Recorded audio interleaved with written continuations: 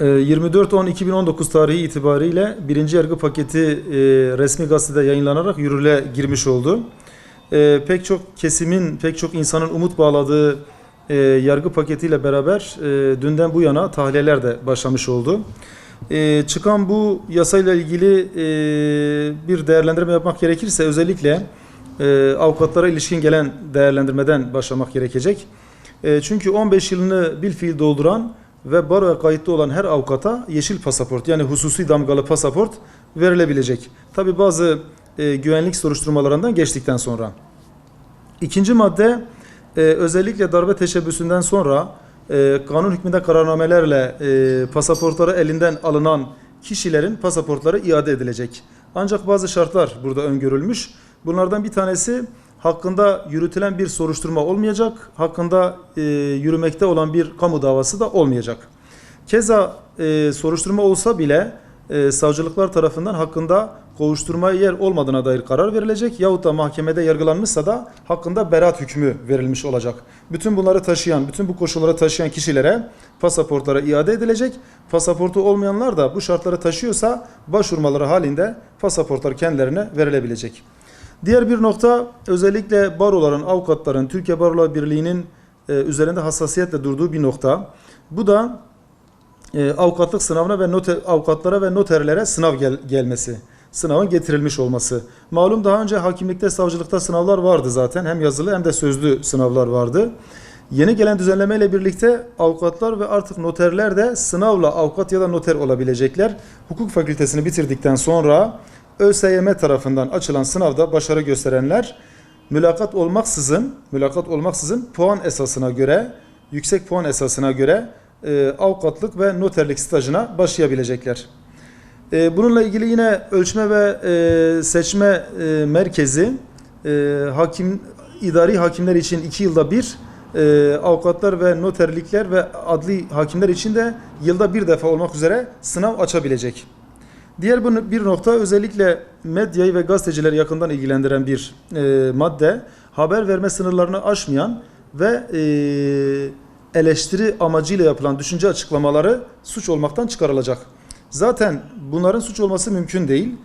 Keza özellikle darbe teşebbüsünden sonra ifade ve düşünce özgürlüğü son derece dar kalıplar içerisine sıkıştırıldı ve bundan dolayı çok kişi aleyhinde dava açıldı, çok kişi ceza soruşturmasına uğradı ve cezaevine de pek çok kişi bundan dolayı girdi. Bu getirilen madde ile zannedersem hakim savcıların biraz daha rahat bir şekilde inisiyatif kullanabilmelerinin önü açılacak. Keza Avrupa İnsan Hakları Mahkemesi'nde ve kimi Anayasa Mahkemesi kararlarında da zaten haber verme sınırını aşmayan bir düşünce açıklamasının suç olmayacağı ifade edilmiş. Keza eleştiri niteliği taşıyorsa da bu açıklamanın suç olması düşünülemez.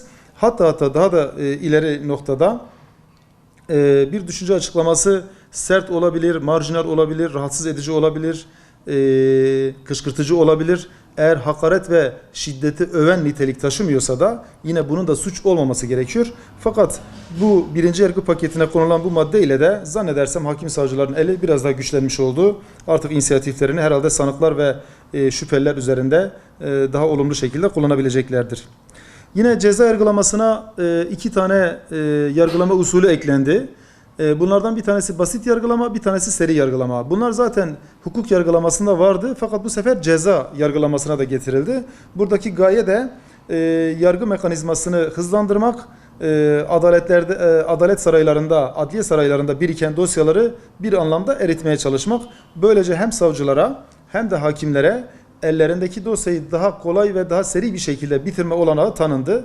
Bununla ilgili mesela Asliye Ceza Mahkemeleri bütün delilleri topladıktan sonra duruşma dahi yapmadan 15 günün sonunda karar verebilecekler. Bu da yine yargılamanın seri bir nitelik taşıması bakımından, hızlanması bakımından son derece önemli. Diğer bir nokta, kamuoyunun yakından takip ettiği ve büyük umut bağladığı diğer bir madde de bazı cezalar için temiz yolunun açılmış olması. Malum daha önce kendisine verilen ceza 5 yılın altındaysa ve bu cezalar da istinaflarda kesinleşmişse artık infazlar geliyordu. Yani kişiler cezaevine giriyordu. Şu anda cezaevinde önemli ölçüde de bundan dolayı mahkum vardı. Fakat bu getirilen uygulamayla birlikte istinaf mahkemelerinde kesinleşen kararlar eğer 5 yılın altında ise dahi buna karşı Yargıtay yolu açılıyor, temiz yolu açılıyor ve biz mesela dünden beri yaptığımız çalışmalarla, meslektaşlarımızın yaptığı çalışmalarla birlikte cezaevinden epey insan tahliye oldu. İnfazı devam eden dosyalarda mahkumiyeti veren mahkeme verilecek olan bir dilekçeyle birlikte infaz durdurulmuş oldu. Zaten bu yasadan beklenti şuydu: ilk etapta 24 bin, sonuna kadar da 40 bin kişinin tahliyesi umut ediliyordu. Demin de ifade ettiğim üzere resmi gazetede yayınlandığı tarihten bu yana tahliyeler başladı. Erişimin engellenmesi, erişimin mahkeme kararıyla engellenmesi. Daha önce mesela yapılan bir haber eğer mevzuata aykırı ise mahkeme tarafından o haber sitesinin erişiminin engellenmesi söz konusuydu.